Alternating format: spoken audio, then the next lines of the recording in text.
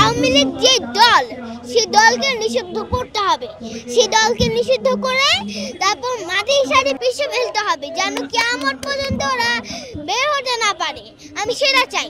আমি এখানে আমার মাম্মির সাথে এসেছি এবং আমার খুবই ভালো লাগছে যে আমি এখানে আসতে পেরেছি। আমি আন্দোলনে ছিলাম এবং আছি, আমি থাকবো।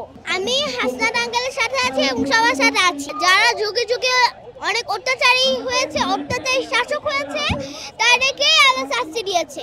যেরকম ফেরাউন, নমরুদ, তাদেরকেও কিন্তু আল্লাহ শাস্তি দিয়েছে। সেরকম ভাবে হাসিনাকেও আল্লাহ শাস্তি দিচ্ছে। আওয়ামী লীগ নিষিদ্ধ হয়ে যাওয়ার পর তাকে মাটিতে পিষে ফেলার পরে বান্ডেল থাকলে প্রতি সেনমানিতে টাকা বাঁচবে। বিকাশ সেনমানি বান্ডেল কিনে জিতুন প্রতি লেনদেনে। তাদেরকে কঠিনভাবে শাস্তি দিতে হবে এবং তাদের যে দলটা তাকে কঠিন শাস্তি দেওয়া হবে এবং তাদের দলের যে লিডার হাসিনা তাকে হচ্ছে শহীদ মিনার অথবা টিএসসি যে কোনো একটা জায়গায় তাকে প্রকাশ্যে ফাঁসি দেওয়া হোক। আমি বিএনপি কে বলতে চাই যে বিএনপি তোমরা আজকে এই দিনটা দেখে শিক্ষা নাও যে আওয়ামী লীগ নিষিদ্ধ করলে আমরা কি করতে পারি। আওয়ামী লীগ পালানোর সুযোগ পেয়েছে, বাট তোমরা পালানোর সুযোগ পাবে না।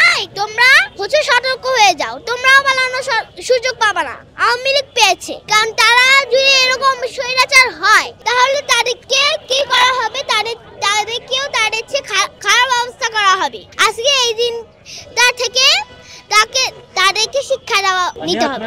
আমাকে কেউ শিখিয়ে দেয় না, আমি কারোর কাছ থেকে শিখে এই কথাগুলো বলি না। আমি নিজ থেকেই বলি, আমি পড়াশোনা করি নিজ থেকে কথা বলার জন্য, অন্যজনের কাছ থেকে শোনার জন্য। ওকে, প্রবলেম ইজ সলভ। আইসডি স্কুলে পড়ি। এই যে শেখ হাসিনা এবং শেখ মুজিবকে যে দেওয়া হয়েছে সেই জন্য আজকে আমি এখানে দেখতে এসেছি।